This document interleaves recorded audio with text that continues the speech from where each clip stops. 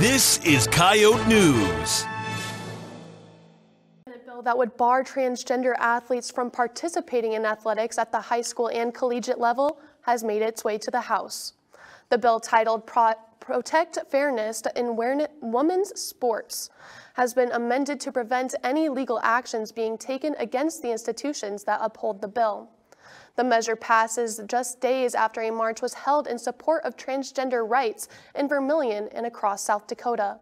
Coyote News' Marissa Brunkhorst was in downtown Vermilion Saturday. In response to new legislative bills regarding transgender rights, the Transformation Project Advocacy Network in South Dakota held marches across the state in support of transgender people. One march was held in downtown Vermilion, where participants marched from the Platts on Main Street, ending at the Bean. Mike Phelan, a business owner, shared what the march means to him.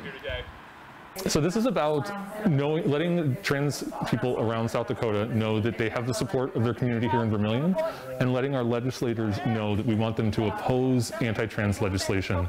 We have many bills going through the legislative session this season, so we want them to work to oppose those bills.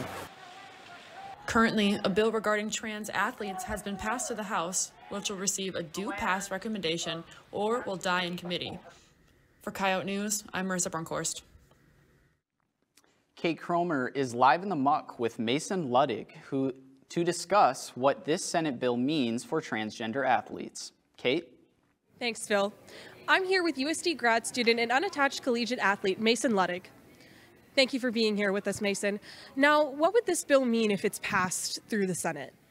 The biggest issue with this bill passing as an open transgender athlete is accessibility to sports.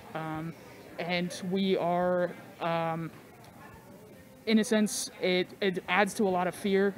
People think that we're taking advantage of sports and that we're taking advantage of our ability to be in athletics. I'm not. I'm following all the compliance, all the rules and stuff like that, and I'm just trying to be an athlete and be comfortable in my own skin. With these athletes, or with these bills going into place, we have issues with trans women and even female athletes who produce higher testosterone levels being discriminated against, and honestly even masculine presenting women who are athletes being targeted for these lawsuits. I think that's like my biggest issue with it is before I came out as trans, I was seen as a very masculine woman, and I had to be birth checked throughout most of my college career. And so that made it an issue for anytime I did something well, I was assumed that I was a man.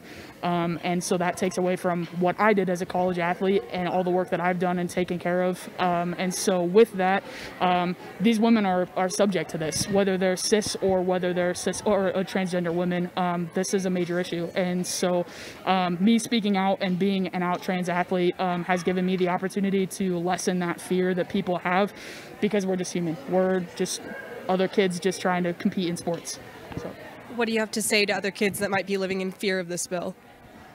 Just keep fighting. There are people like myself and other trans athletes that are open and out now because we've had people that have trailblazed the situation and have continued to fight these bills over and over and over again to protect us. There are coaches out there and there are teammates out there that believe that we can compete and we are just as much athletes and teammates and family as anybody else is, and that just keep going. Like it's going to be okay. It seems really dark and scary right now, but just keep fighting. Mason, thank you so much for being here.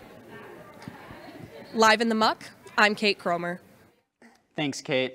Again, the bill has to move through the House and the governor's office before passing.